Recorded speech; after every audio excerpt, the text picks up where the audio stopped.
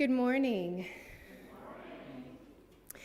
The chime of the bell beckons us into sacred time. Welcome to the First Unitarian Universalist Church of Houston, where we widen love's circle by honoring the inherent worth and dignity of all. However you arrive today, we welcome you, and we extend a heartfelt and inclusive invitation to join us for meaningful worship and service to the world. Buenos días y bienvenidos a esta comunidad donde ampliamos el círculo del amor, honrando el valor y la dignidad inherentes de todas. A warm welcome to all who join us this morning, including those on our live stream. We hope that if you are joining us virtually, you'll fill out the online attendance form and refer to the many announcements in our online order of service. And finally, if you are a guest today is your first time joining us, please stay after the service and join us for lunch on us. When we gather on Sunday mornings for worship or weekdays for the work of this church, we are a community. And though you sit shoulder to shoulder facing us right now, it is our attunement to one another that make possible the work that we do in the world. So you are invited now to pause and greet the people around you. You can wave, hug, pass a greeting, or simply smile.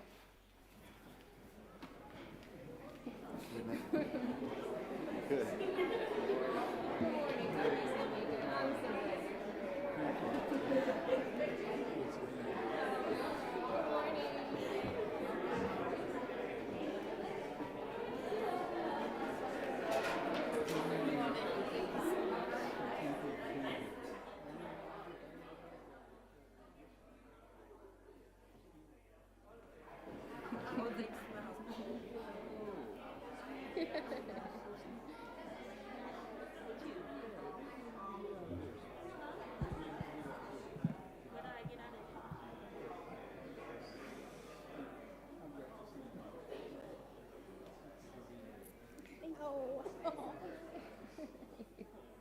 It feels good, doesn't it?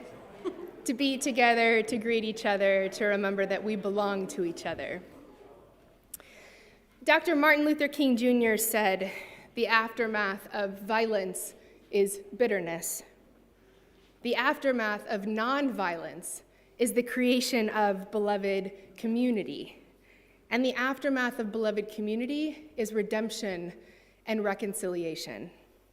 Friends, it is good to work toward building beloved community this morning with you. Now please join our musicians for our first hymn. Please rise in body or spirit and join us in singing hymn 149 in your gray hymnal. Lift every voice and sing.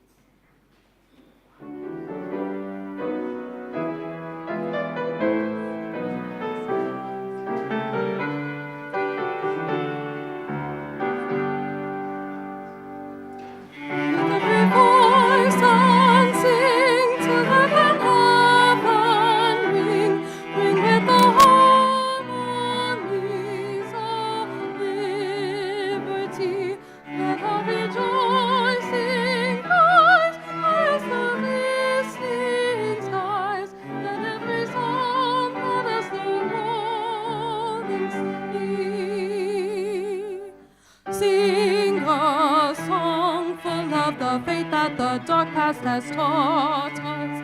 Sing a song full of the hope that the present has brought us. Facing the rising sun, now the day begun. Let us march on till victory is won. Surely the road we trod fitted the chastening rod, not in the days when all unborn had died, but with the steady faith and not a weary feet, now we will praise worthy other side. We have come over a way that with tears has been watered. We have come treading a path the water. Out from the gloomy past, and now we stand at last, where the bright light above our door is past.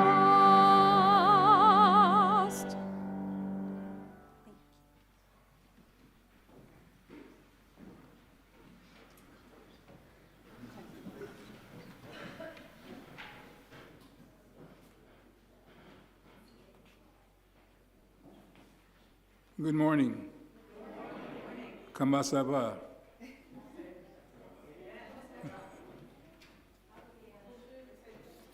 Здравствуйте. How about that one? What's happening, y'all? What's happening is that we have come to this place on this day at this time to stop for a moment and leave all of our cares behind. We have come to be in touch with the depths of our souls, to refresh the usage of our minds, and to be inspired by our spirits to continue the path of evolution that human beings started millions of years ago. This is a time, my friends, where you have come to worship. You have come to give thanks and appreciation for all that has come before you to make you who you are this day. And this is a time when you can freely allow yourself the reins, the breadth, and the depths of your own humanity in a place where the Spirit allows you to be human. So take this time, this precious moment, and investigate your own spirit. And let something breathe in, and let something breathe out. And let the Holy Spirit of the ages come in anew as you worship on this day, the first day set aside to reflect on Black history, which is your history and all human history as well. Come, let us worship. Ashe and amen.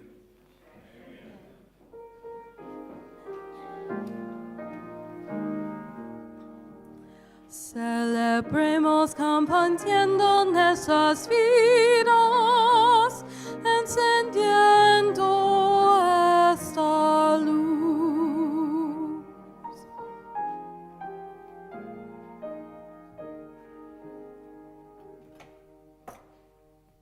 Now, if you will say with me our congregational covenant found in your order of service.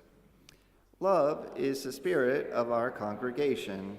Service is our prayer, to dwell together in peace, to seek truth and love, and to encourage one another. Thus do we covenant.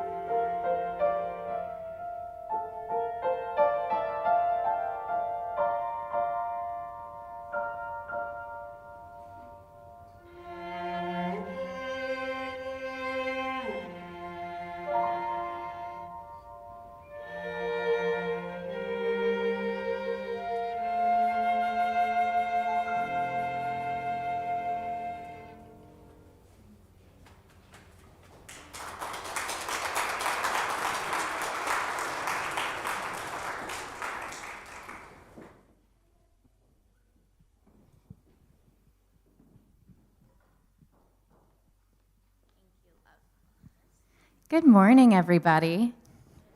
My name is Kinsey Shackelford. I use she, her pronouns, and I'm the Director of Religious Exploration here. At this time, I would like to invite all of the young people to come up and sit on these steps. We're going to do things a little bit different today because we have a very special guest here. Our guest is named John Bunchy Creer, and Bunchy is going to tell us all about his experiences in the Houston Black Panther Party and what's called the oh, thank you. I didn't realize I was going to get a cool high five. And the People's Party, too. So, Bunchy, do you want to come on up here and join our kids? Everyone say, hi, Bunchy. He's going to tell us about community. You're going to stay right here? Okay. There you go. How y'all doing today? Y'all looking good? Glad to be here with y'all.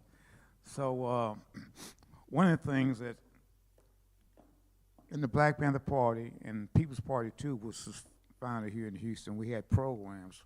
One of the programs was for kids. It was called a free breakfast program because we said that it's hard to learn on an empty stomach.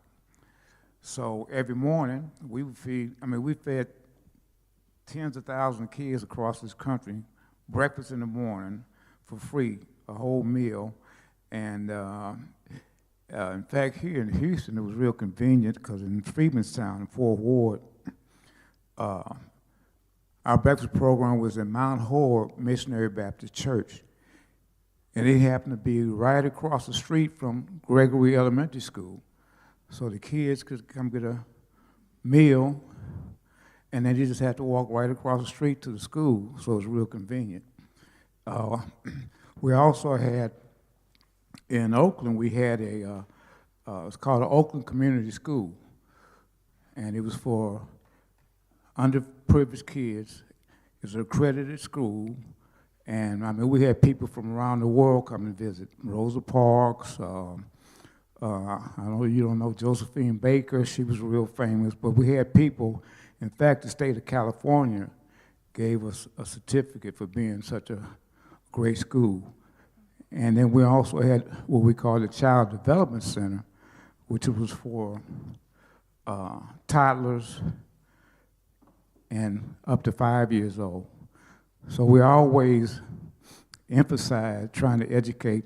In fact, Reverend Collin put together a program at Texas Southern University where I spoke. It was full, the auditorium was full. So one of my customers, they live in River Oaks, and they came. In fact, they came to the church here too. But he said afterwards, he asked his daughter, they went to a restaurant, and he asked his daughter, how did she like the program? And she said, well, I learned I can't believe everything I learned in school. Because with our school, we came up with we want to teach you not what to think, but how to think. So you could analyze stuff for yourself. Always, another saying that we had in the Black Panther Party is, no investigation, no right to speak. So a lot of times people just say something they heard, but you got to look into it, because we considered that you have to be objective. Objective means you have to look at the whole thing, not subjective, meaning just like if somebody tell you, so-and-so said something about you, and you get mad at them, and you haven't even asked them, hey, but did you say that, or why did you say it? So that was one of our philosophies. Then we had a lot of programs. We had over 60 programs. We had free medical clinics in 14 cities around the country. We also took care of the elders. We had a program called the SAFE program, Seniors Against a Fearful Environment, where we would take seniors to cash their checks, take them to medical appointments, take them to grocery stores. So our whole thing was to serve the community. In fact, that was one of our slogans was serving the people, body and soul. And we did it, we didn't get paid. We did it out of love for our community. And so it's good to see all y'all. And I know how everybody likes school? Oh, well, all right, right. So it's very important, to study. And like I said, you have to have an open mind about everything. Don't just believe everything somebody tells you. Look into it. I know when I was growing up, I would ask my parents something, and they'd say, well, it's a dictionary over there, go look at it. Or they say it's an encyclopedia over there. Instead of just telling me, they wanted me to look for myself. So I'm glad to be here with y'all, and it's good to see so many smiling faces. And yeah, glad to be here. Thank you so much. Can we say thank you to Bunchy? Thank you, Bunchy. And Bunchy's actually going to go speak to the youth group. But before we do that, I just want to say that you are not only the future of Unitarian Universalism, like Artie says, you are the present of Unitarian Universalism. Who is Unitarian Universalism? Is it you? Is it you? Is it you? Everybody should be raising their hands. There you go. You are Unitarian Universalism. You are powerful. All right, and I invite the congregation to sing As You Go to lead our children out. Those words are found in your order of service. Let's go.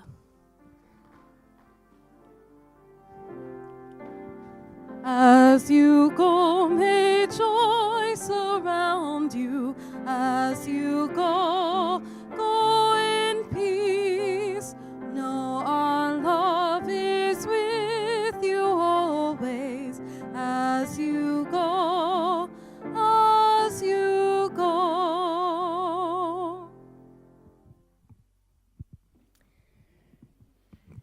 Okay, friends, now is the invitation to fully settle.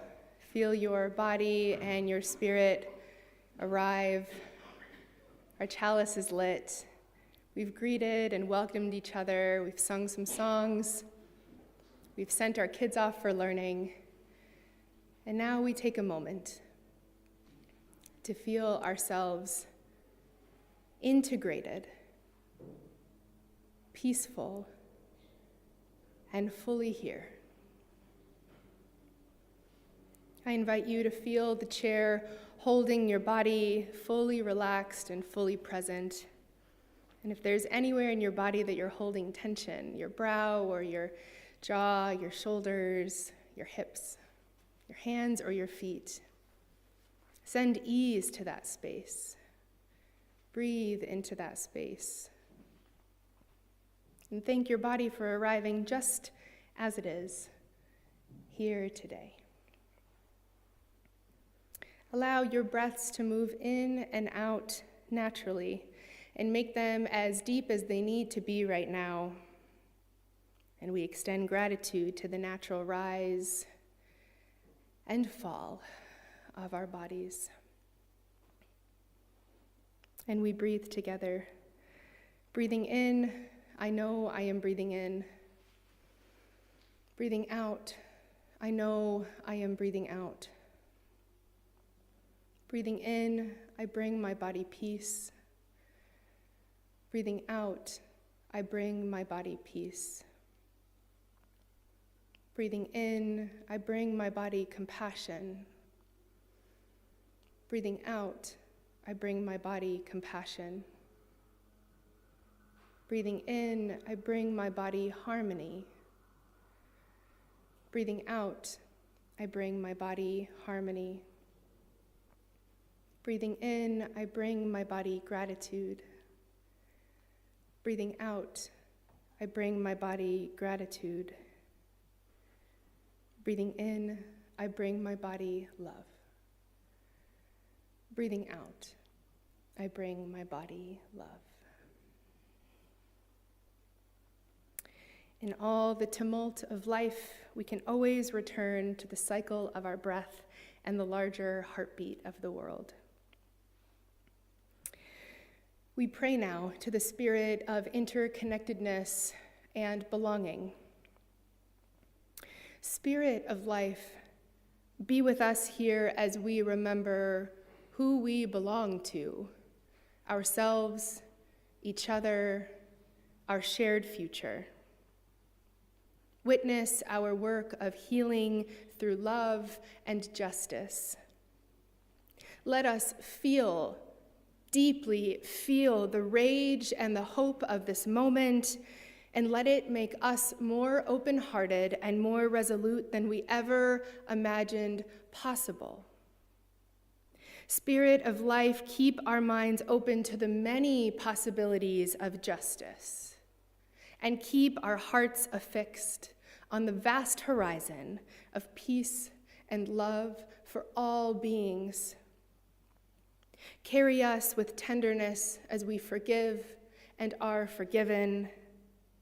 Let us know and be known by those who carry us in love.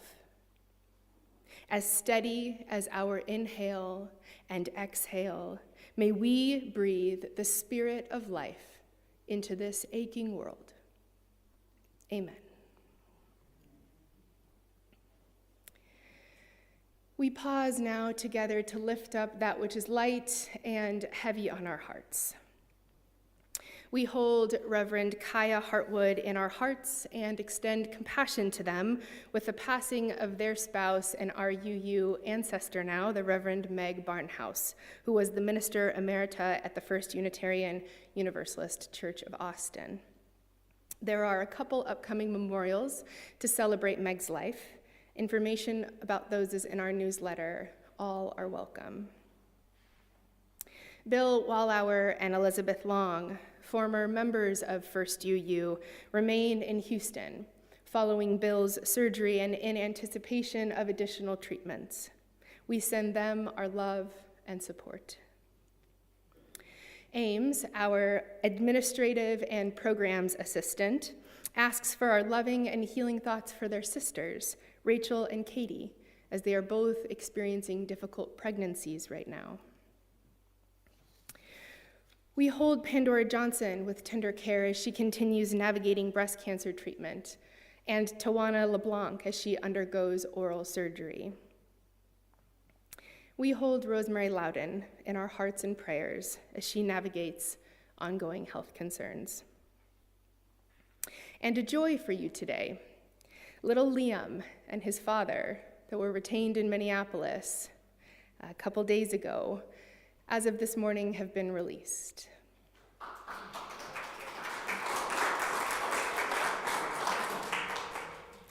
Another joy for you, we continue holding with joy and love our excitement about our incoming staff member, Dr. Lanika Batiste. She'll be joining our first it's okay. Clap, clap, clap. Joining our First UU team as the new Director of Music and Arts, and we look forward to all the ways that she will bless us and lead us. Mi Sheberak is a prayer in the Jewish tradition for the healing of those whose names are called out by congregants. There are similar practices in the African, indigenous, and pagan traditions, and we honor these rituals by saying aloud or bringing to mind those who we wish to be held in the loving embrace of our religious community. They are a part of the great cloud of witness and memory, and we will, even if we don't know their names, hold them in our hearts.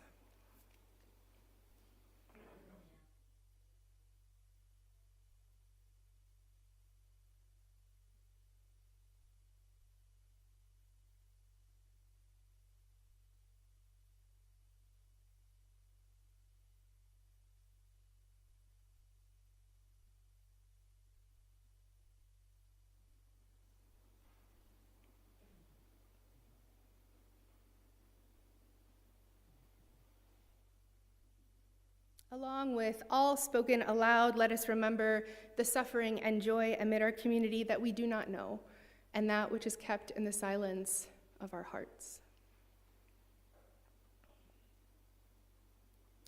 We pause when we come together in awe and wonder of the beauty and diversity and mystery that is life. So in the spirit of love, in the spirit of hope and in the spirit of compassion, I invite each of you into a time of silent prayer, meditation, or reflection.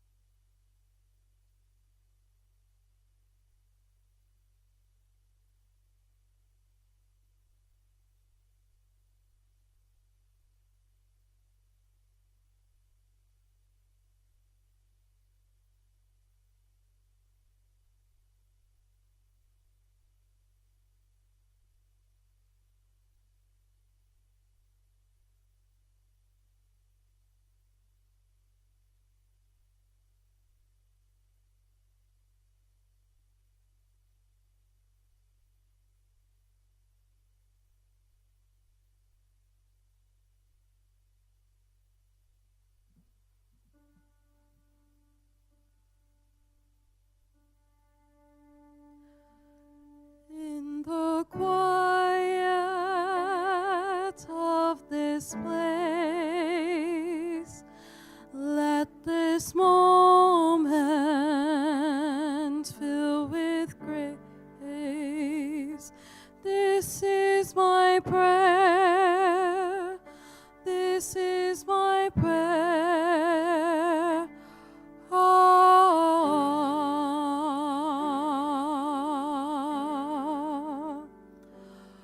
May the sense of mystery guide us through our journey.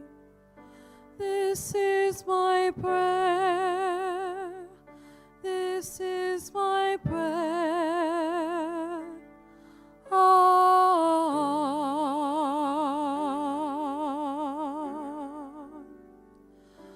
This is my prayer.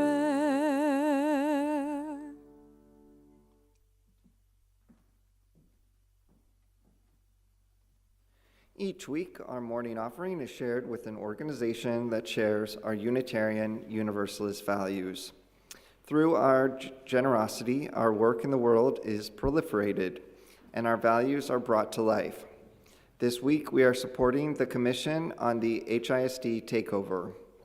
The purpose of this commission is to address the growing lack of trust in the state takeover of the school district and Superintendent Mike Miles.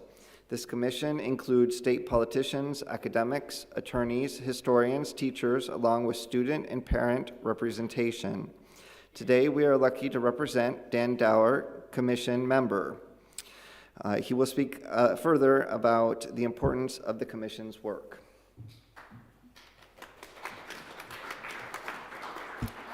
Thank you. Good morning, everybody. My name is Dan Dower. I'm a current PhD student at the University of Texas at Austin. I'm a former middle and high school teacher, a friend of Ruth and Joe, and a member of the Commission on the State Takeover of Houston ISD. If you've read the news recently, you know that public education is an institution that is currently under siege in this country, and Houston is at the front lines of that battle. On June 1st, 2023, Houston Independent School District lost its independence when it came under the control of the state. And in the years since, Houston schools have become laboratories for testing an experimental set of reforms that have driven out thousands of talented and beloved teachers, hundreds of principals, sparked unprecedented enrollment declines, and caused many families and teachers and students across the district to feel like they've been deprived of a voice. The architects of this takeover at the state level, at the district level, have promoted a narrative of miraculous and historic success, but the truth on the ground is more complex. The purpose of the Commission on the State Takeover of HISD is to hear the voices of those directly affected by these reforms, the parents, the students, the teachers, the community members who are living through this dismantling of a school district. Since September, we've hosted a series of listening sessions to gather testimony from these individuals, and later this year, we'll be publishing a report of our findings.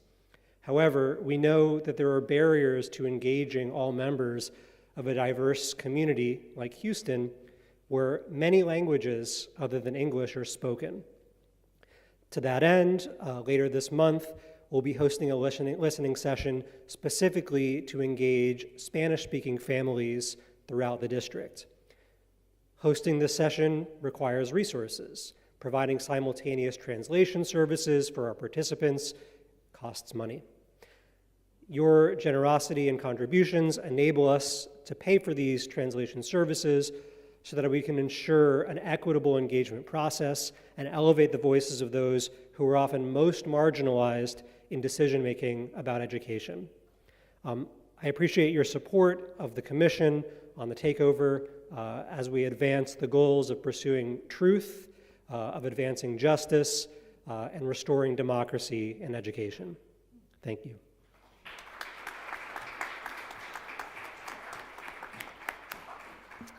Thank you very much. Those in our sanctuary will find the instructions for text giving in the order of service, and those watching the live stream will see the instructions on your screen.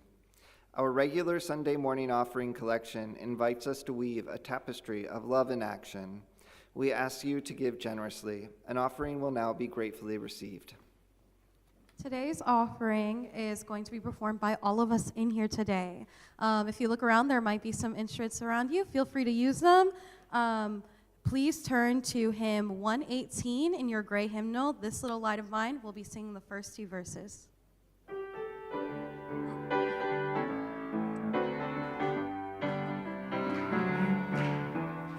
This little light of mine, I'm gonna let it shine. This little light of mine, I'm gonna let it shine. This little light of mine, I'm gonna let it shine. Let it shine, let it shine, let it shine. Everywhere I go, I'm gonna let it shine. Everywhere I go, I'm gonna let it shine. Everywhere I go, I'm gonna let it shine. Let it shine, let it shine, let it shine.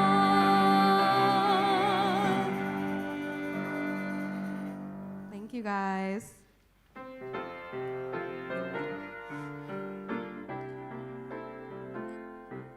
From you I receive, to you I give. Together we share, and from this we live. Please join me in dedicating our offering using the words in your order of service. To the work of this church, which is weaving a tapestry of love and action, we dedicate our lives and these our offerings.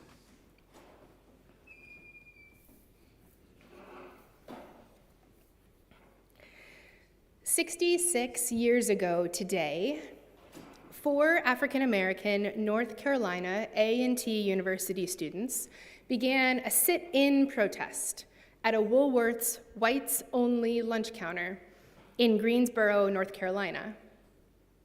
Joseph McNeil, Azelle Blair, Franklin McCain, and David Richmond purchased items before sitting at the counter reserved for white customers. After being asked to leave, they refused and remained seated for almost an hour until the store closed. The next day, 24 more students arrived at that same Woolworth's and sat at that same lunch counter. And so did the media.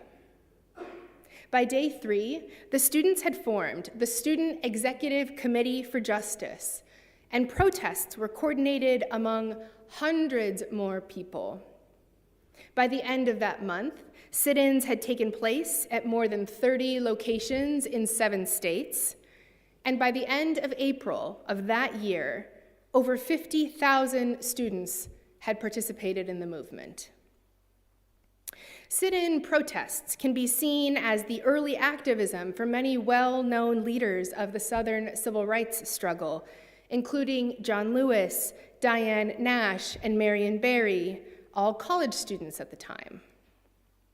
The sit-in campaign that was started by the bravery of 4 young college students demonstrated the strength of grassroots militancy and the power of self-leadership of young people. Martin Luther King Jr. described the sit-in as an electrifying movement of Negro students that shattered the placid surfaces of campuses and communities across the South.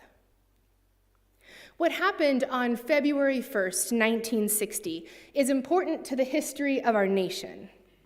It's an important bookend, this beginning of our Black History Month, when we orient ourselves toward the truth and resilience and power of the Black struggle for liberation and equality. But why is it important for Unitarian Universalists? Scholar and educator Dr. Takia Amin, a decades-long Unitarian Universalist, said, "You cannot be in covenant if you believe in supremacy. If you believe fundamentally that your humanity is better and above somebody else's humanity, you cannot be in covenant or right relationship with them." If we don't know our history, specifically the conditions that precipitated and permitted violence and oppression, we cannot meaningfully and intentionally prevent repetition and learn from our mistakes.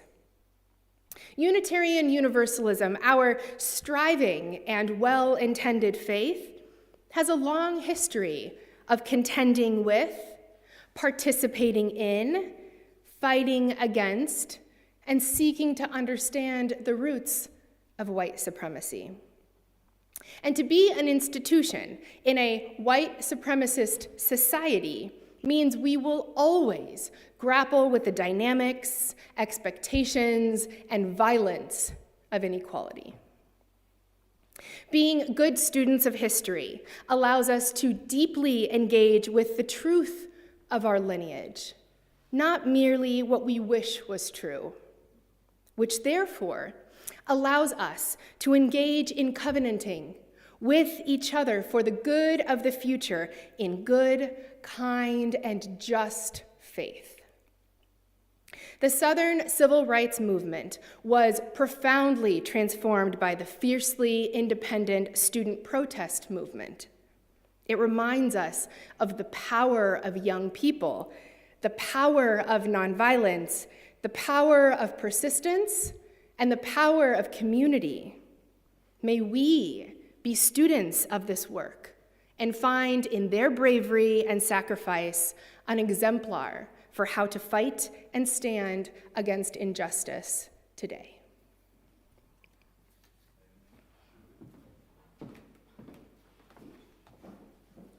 Please rise in body or spirit and join me in singing hymn 119 in your gray hymnal, Once to Every Soul and Nation.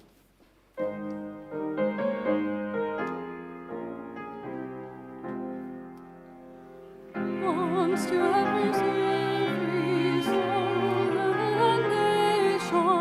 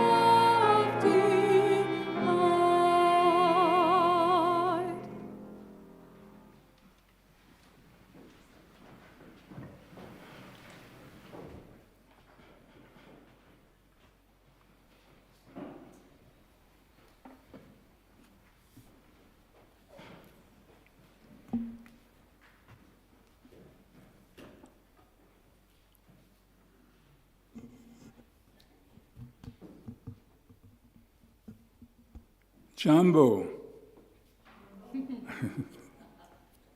¿Qué pasa? Oh, ¿cómo se va? Hey, y'all, what's happening?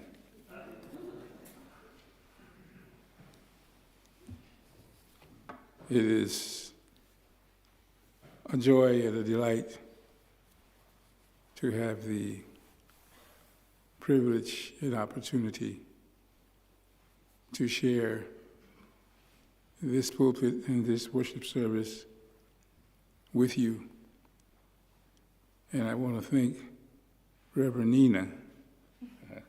My wife's name is Nina, but they're spelled the same way, so I have to be careful here.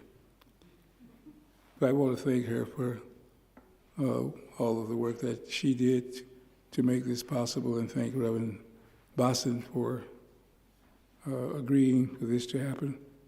I certainly believe that we all need to be in more dialogue and communication with each other about the critical issues of the moment. Since I was last with you, I lost two of my children, as I think you knew, and a former spouse and mother of two of my only remaining children. And on top of that, my body made me stop and reminded me that I'm really 83. Yep, I got through that this past December. I say that because this has been a period of very deep reflection for me, wonderment, probing, questioning, asking the repeated question, what's it all about? After all these years in this foreign land, when I was minding my own business where I come from, you came. My river was flowing to the east. You interfered and interrupted and turned it to the west and changed the course of history. I ain't been the same since then, y'all.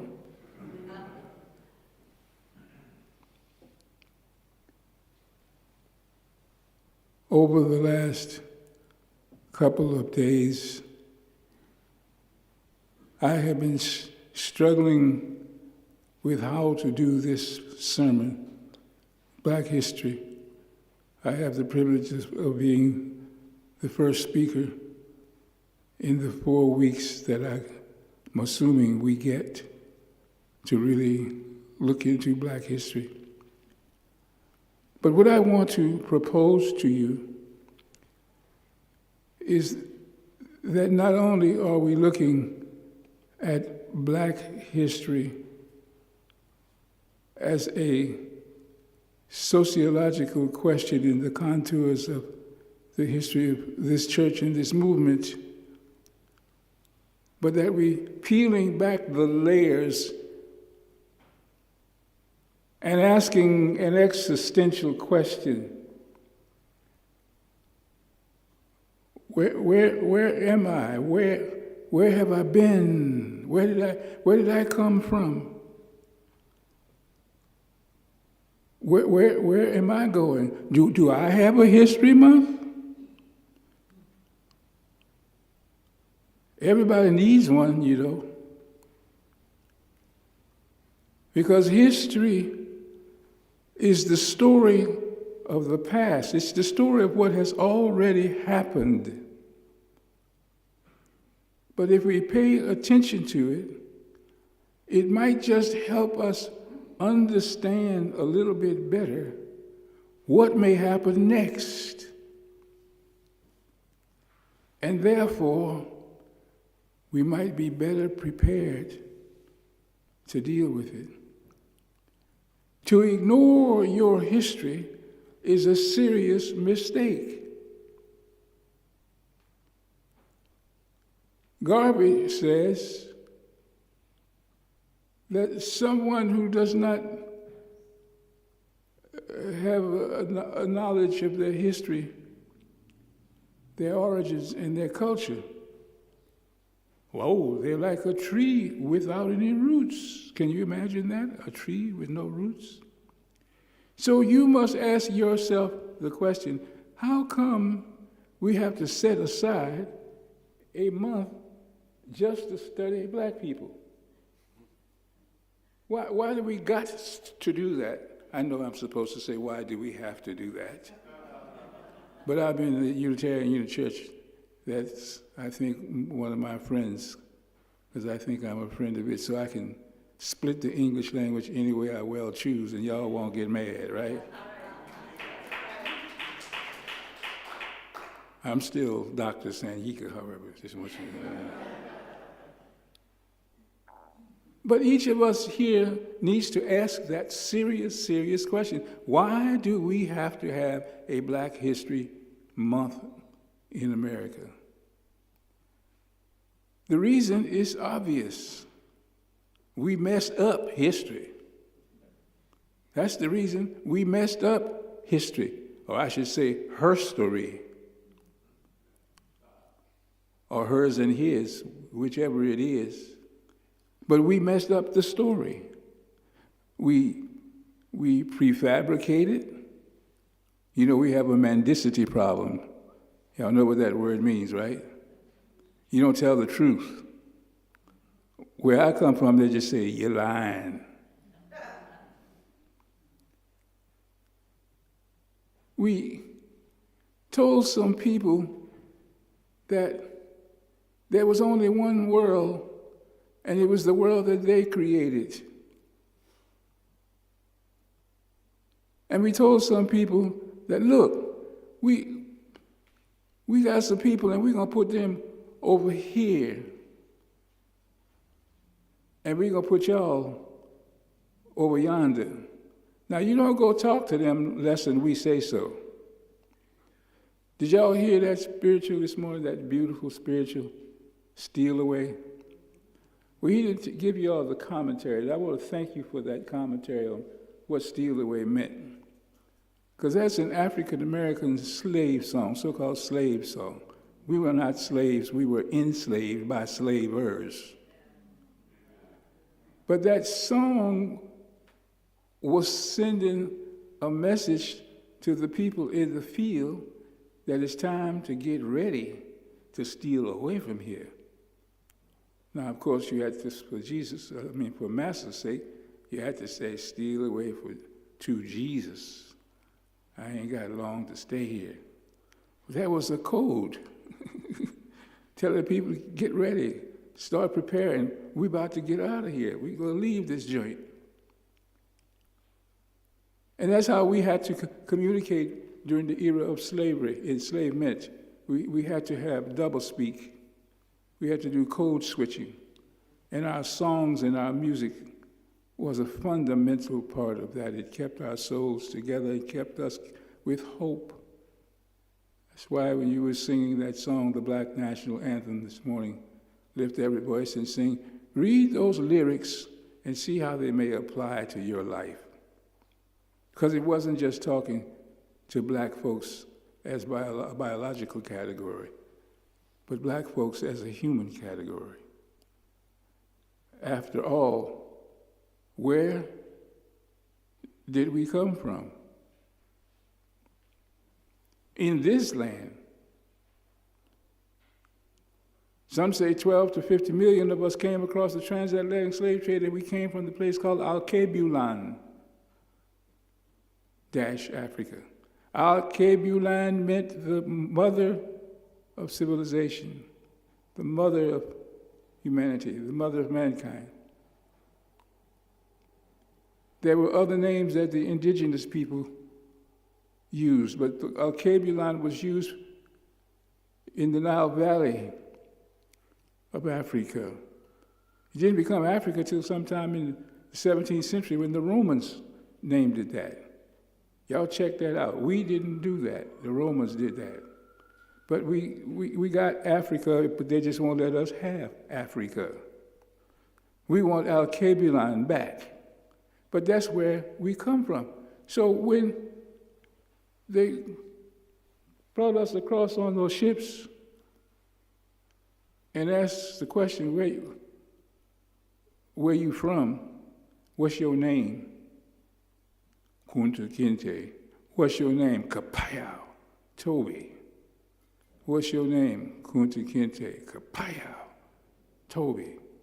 What's your name? Kunta Kinte. Payao. Toby. What's your name? Kunta Kinte. Payao. What's your name, boy? Toby. Toby. Toby. They beat the humanity out of the African. But they couldn't destroy the humanity that creation had already placed there. So all those people did from Europe was just got in the way of a human project. Isn't that sad? That's what your ancestors did, not mine. No. I was minding my own business. Quite happy with where I was, thank you. I had great civilizations, great empires. But the sad thing about all of that is that y'all got confused. I don't mean you individually, but your civilization, Western civilization, got confused. Somebody told them they were the most important souls in the universe. Somebody told them they were exceptional to everything that other human beings had to put up with. Somebody told them they were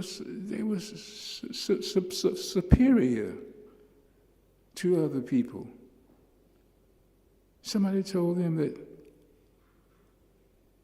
they were endowed to control the world because they built a great civilization. They built empires. You all know what happens to empires, don't you? They all gonna collapse. Without exception, they collapse. But the sad thing about all of this is that you come from the same place I come from. You come from the continent of Africa, do you not? That's what evolutionary scientists tell us. We all came from the same place. And if those of you who are or have been Christians, Genesis says that too. Don't you remember when they were describing where the Garden of Eden was? They talked about the river on the west that flows through Ethiopia, the Gihon and the Pihon rivers. And then they said the river on the east flows through the Tigris and the Euphrates. That's where Iraq is. So they were saying it's somewhere between Africa and Iraq. That's what the Bible says. That's what the canon in the Bible, the good Bible, the one that Constantine made sure got Romanized for the imperial Christianity that tried to conquer the world. But you are a part of the same human history that I am a part of. And I just wish we could have a human history time where everybody got a chance to articulate who they are and where they'd like to see us go as a species. But in the meantime, we got to clean up this mess, this confusion that race has caused in this land. Because it has got some people believing they're better than other people. Different is one thing, but better is something else.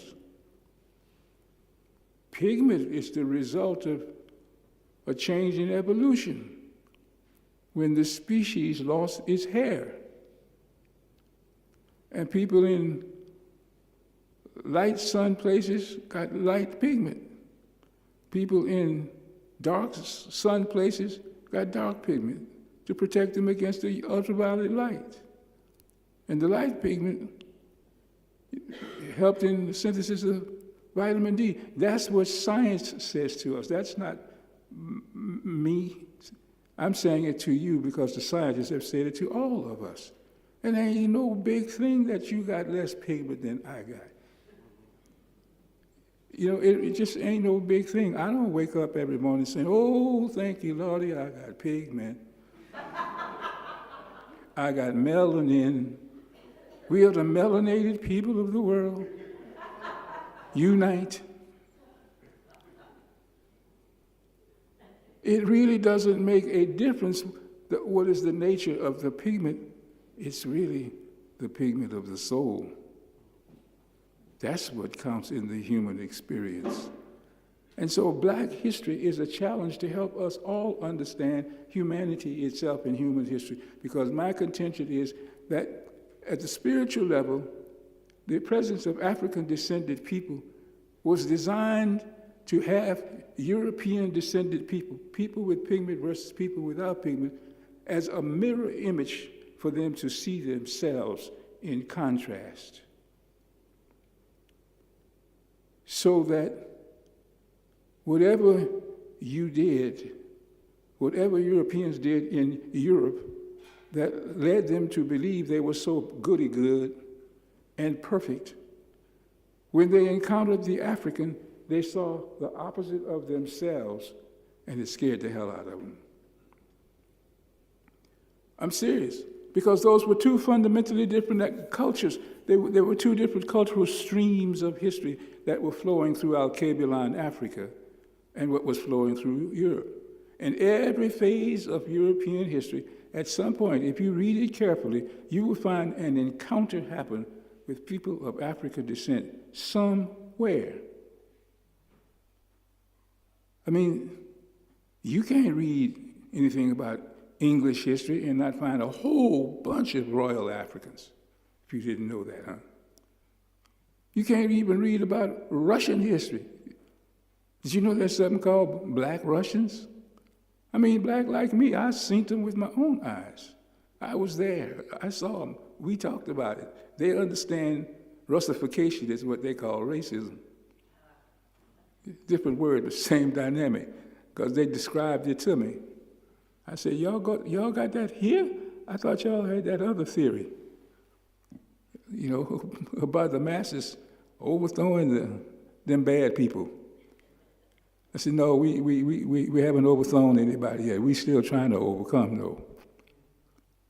But on a more serious note, what I am saying is that in the process of evolution out of Africa, we got Nutcracker Man that Mrs. Leakey discovered in 1959, Tanzania, Kenya, Ethiopia. And what Nutcracker Man showed us was that there were some pathways. If you put Homo sapiens here, in the early hominid Homo sapiens here, there were different pathways that left from the base. Nutcracker Man was one that proved that, but they still were based in the base of Homo sapiens evolutionary cycle. But then, in 1974, Dr. Leakey discovered Lucy. You all heard of Lucy, right? Yeah. And that fossil was 3.2 million years, but that was the transitional fossil. But it was still showing it was evolving from early hominids and evolving in a track with Homo sapiens. And then there were going to be many that went to the left and to the right, and still ones moving straight up in the evolutionary path, if you've ever seen one of those maps. But everybody is in there somewhere. It didn't just stay in Africa and not move anywhere else, it moved somewhere else. So what I'm saying is, if that be the case, how come we can't fix this? How come we can't eliminate from the social fabric of America the mistaken notion that some people are superior to other people, and some people should have privilege because they're not melanated. It's a crazy notion, isn't it? But it's America. There is but one race. It's called Homo sapiens or Homo sapiens sapiens, whichever you prefer. Or maybe you would like Australopithecus afarensis. Would you like that rather than that? Or how about Zinjanthropus bosai? The technical names. So the question at this juncture in American history is, what are we going to do with the America that we find in the year 2026? We've come a long way from the evolutionary cycle.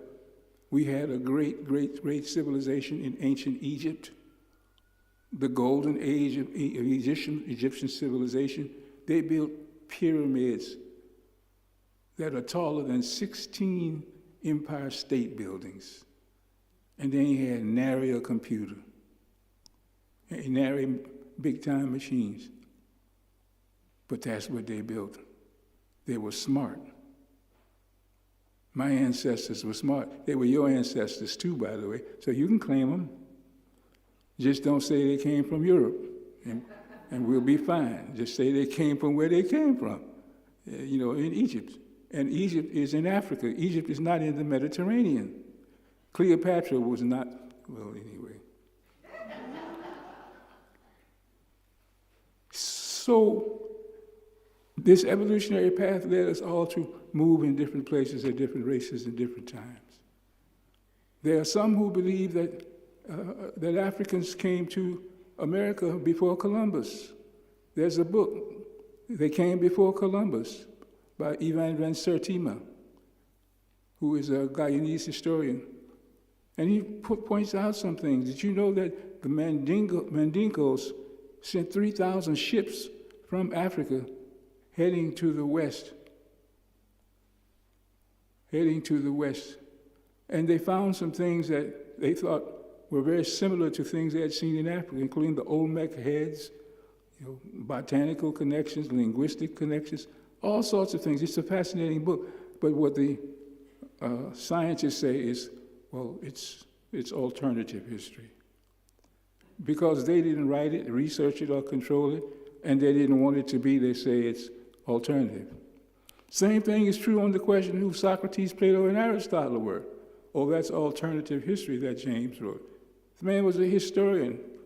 He knew what he was doing. He found enough evidence to conjecture that that was the case because it came from Socrates, Aristotle, and Plato. They said they went to Egypt. We ain't said that. They said that to learn the mystery sciences. And that's okay if you did it. Just own up. Just tell the truth. Don't have a mendacity problem. You stole it from somebody else. That's why there's the book called Stolen Legacy. It's a fascinating book for you to read if you want to get into some Black history conversations, just like that they came before Columbus. Even Columbus said in his diary that he had encountered and was told about some people of color, some melanated people in his travels. He wrote that in his own diary. Dyer Hall, who was an explorer, actually took a ship from the Mediterranean region of Africa and sailed it almost back to Mesoamerica, proving that a ship could actually come across the water, because none of the European people who believed they were superior believed that an African country could do that in antiquity. But he did. This Norway gentleman experimented with it, found out it could happen. I mean, there's so much evidence in these kinds of books, and then there's another one that says Africans were our first ancestors, by David Imhotep. He says that Africans got here 56,000 years ago to this place called America. What do the other people say about it? Oh, that's alternative history. Anytime Black people say something that white people don't know nothing about, they just call it alternative. You know what I mean? They just get mad and say, it's alternative. They don't consider anything intellectual. They don't consider any data. They're going to find a reason to dispute the veracity of the finding and call it alternative history. They still do that. When we talk about who are the real people in the Middle East, who were the Hebrew Israelites, we still have that same problem, where if you dare begin to say they may have been of African descent, it's attack. It doesn't have veracity because they didn't find it and they didn't declare it. So that's a problem that we're still struggling with. And nobody in this room struggles with that, so we don't have to have that problem, right?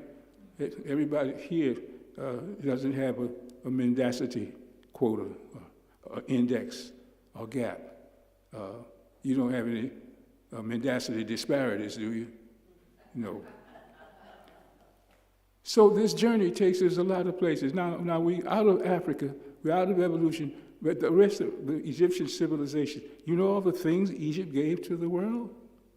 Just for your information, they gave us toothpaste. They gave us wigs. They gave us makeup. But they also gave us irrigation of crops. They gave us sophisticated agriculture. They gave us the 365-day calendar. You know, they gave us astronomy. They gave us mathematics. I don't even understand the mathematics that I've seen them write. They gave us writing in paper with papyrus and hieroglyphs. The list is so long that I forget it. But that was us. We are all part of that. And African-descended people can claim that part of their history. And they can make claims that African-descended people have gone other places too. But the big lie still exists, that we are not the human beings that we have been made to be. And then, as we continue the journey going down the stream, we start to move African people everywhere in the world, but in particular here in the United States of America. When we got here in 1619, they claim 1619. We claim we were here long before that. That's what I believe to be the case. There's a lot of evidence to corroborate that hypothesis. But let's look at 1619. They brought us here as chattel. The only people in the world who made slavery a proposition that the enslaved is not a human and they are somebody's property. Western enslavement did that. European enslavement did that. Non-melanated people, for some reason, thought that was the way to resolve everything. Just say they're not human. They're not human like you and me. That's what the assertion was. And of course, then in 1993, the Vatican issued the papal bull, which authorized Spain and Portugal to go to the lands of the West and to colonize them, to convert them, and to enslave them. Yes, that's what the Vatican Church said. And I ain't gonna let them off the hook because they're Catholic. You know, it's like I'm not gonna let any Protestants off the hook, because in the United States, the church was a major player in the slave trade. And it still is, those evangelicals, that's not y'all, but there are these people called evangelicals who believe they're the holiest souls in the world, the holy rollies. And they're in over there with the MAGA crowd. Yeah, the MAGA crowd. Yeah, I like it. These caps these people are wearing, what is it? It's not MAGA, it's something else, but they're really making fun of this guy at Pennsylvania Avenue in America. But anyway, so we've gone through these moments of enslavement, and the process of enslavement was an act of genocide, straight up and down. The transatlantic slave trade was an act of genocide by the capitalist class of America and Europe. They made big money off of racism. And that's the fundamental issue. The capitalist system as we know it is a corrupt system, and it cannot be made any better than it is. It can be changed into something, but I doubt if it can be made better without some fundamental changes in the way resources are distributed and the way services are allocated in this country. It needs to be changed. It doesn't have to be what it is. There are social democracies all over the world. And did you know that Dr. King declared himself to be a democratic socialist?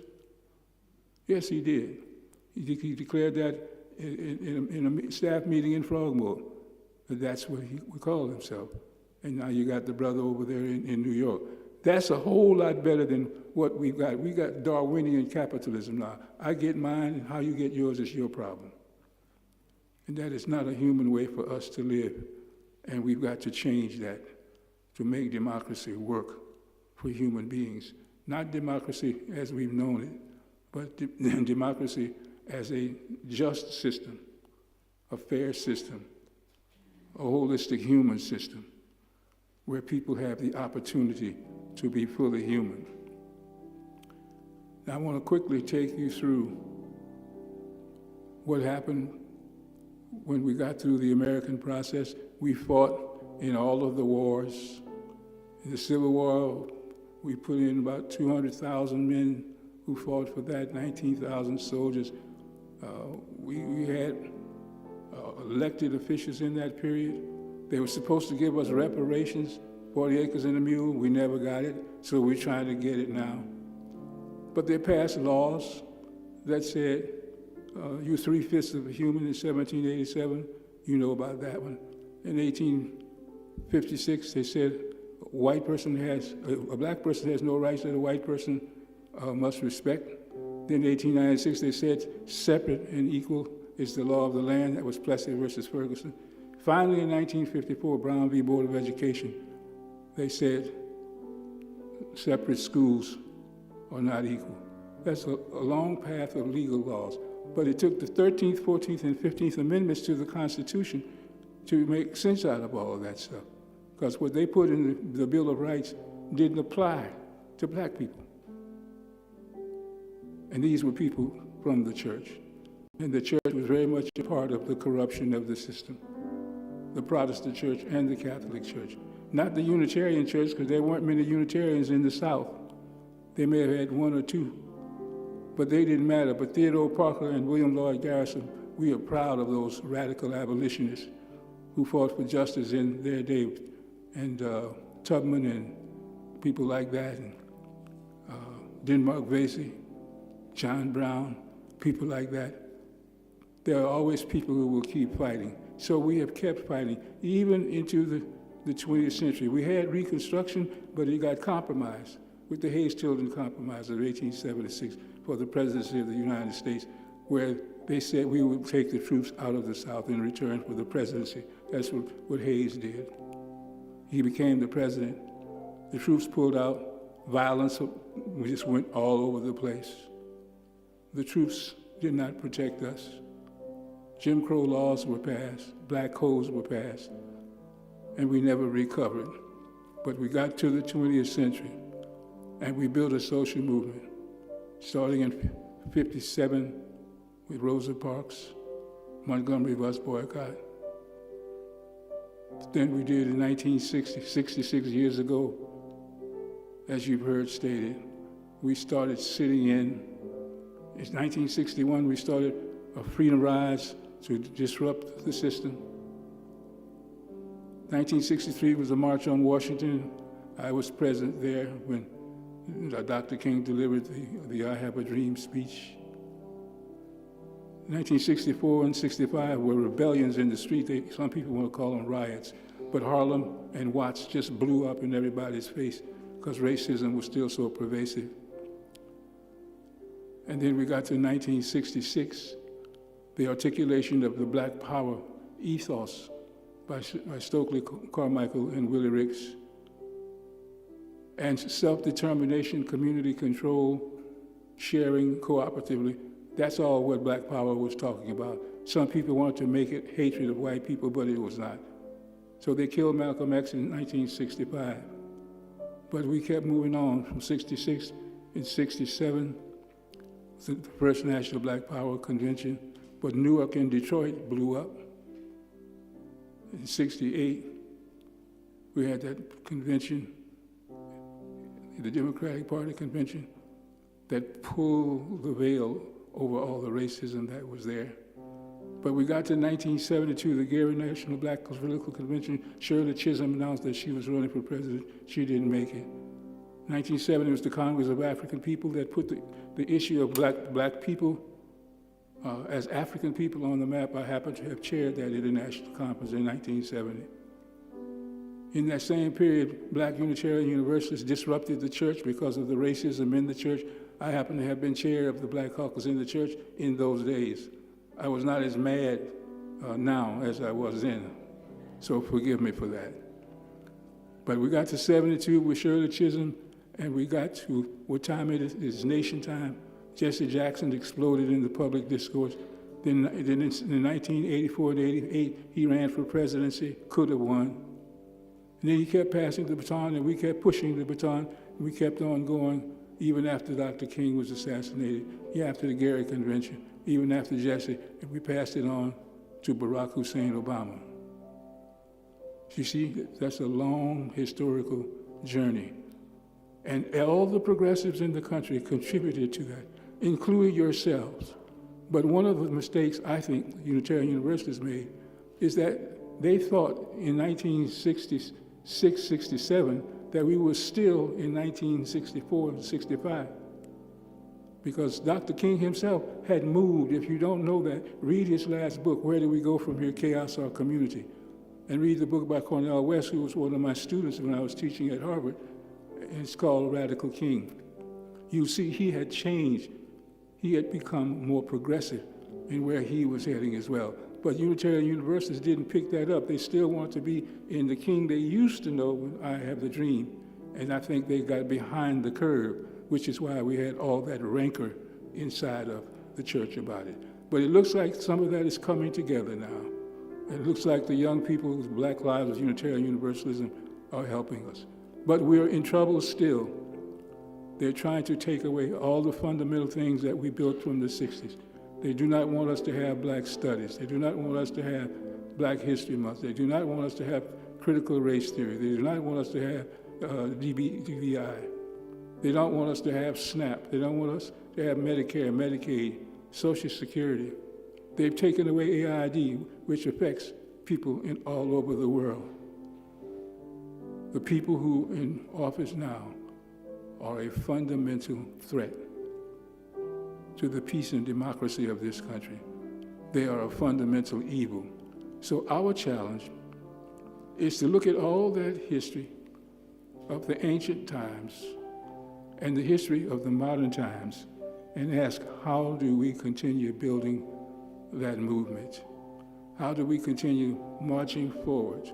How do we continue to listen to the voices within us that tells us that justice and love is reconciliation against the evil that is threatening all of us? How do you understand that they're coming for some today and they'll be coming for others tomorrow? But I do believe that we shall overcome. I believe deep in my heart, in my fiber, in my soul, in all the years that I've been on this planet, I have fundamental faith and hope that there are some people in the human species who will simply assert that we are one humanity and that we will try to live as one humanity with all of our respectful differences and divergences. We are still one humanity, and that is where we have to go. That's what we have to keep, that kind of dream. One humanity fighting for justice is our human agenda, is what Unitarian Universalism is all about. Love ye one another. Love ye one another. Respect ye one another. And make sure that the next generations have picked up that baton that you passed to them, so that when 2050 comes, where the population will no longer be predominantly people without melanin. It may be something else, but there will be a space in that for people who are conscious enough to know that their humanity is at stake. And we can do this, y'all. We don't have to hate. We don't have to lie. We don't have to beat up on each other. We know how to share. We know how to have compassion. We know how to have peace. We just got to get the boogeyman off our backs and try to reduce our mendacity index and go back and ask ourselves, how can I be a better human being than I am? Black history is my history. Black history is also your history. It is our history with all that it has been, but there's so much more that is still to come. I do believe someday, I do believe deep, deep, deep in my heart that we shall overcome. Ashe, amen.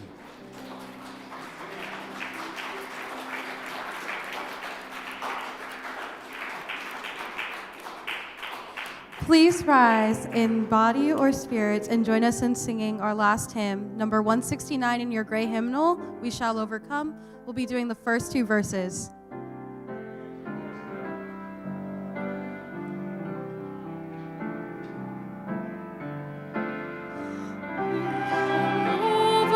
Overcome, we shall overcome, we shall overcome someday. Oh, deep in my heart, I do believe we shall overcome someday.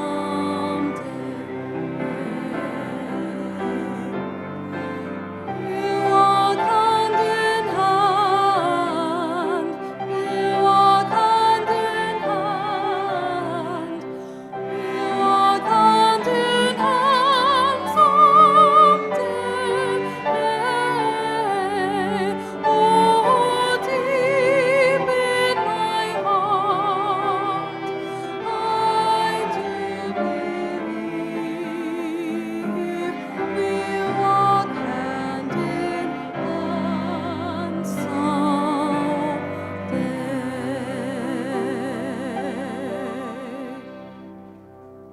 And now, go ye forth. And now, my sisters and brothers, go ye forth into that world out there, hoping that something you have heard or understood in this place today has deepened the fibers of your being, that refreshes the notions that you are human, and that whatever travails there are in our way at this time, we still will overcome. Because good and righteousness belongs to us, those, the conscious ones in the species who understand that our consciousness is still evolving to places unknown. Let us hope that something out of today's experience inspires you to continue on that journey, because that baton has been passed to those of us who are willing to be human. May you go in love. May you go in peace. May you go in joy. Ashe, amen.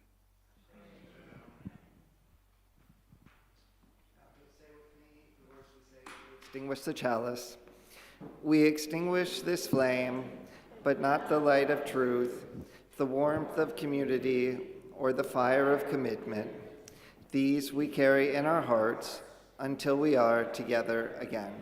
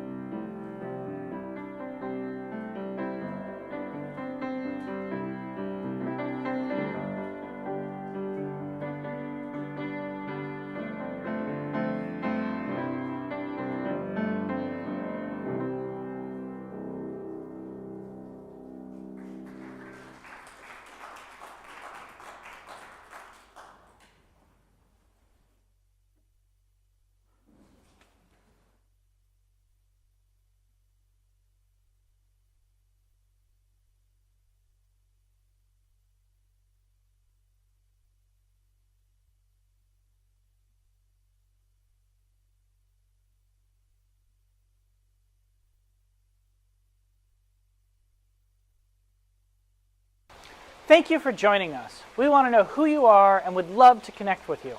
Please fill out the link to the online attendance form, and if you are on YouTube, click like and subscribe.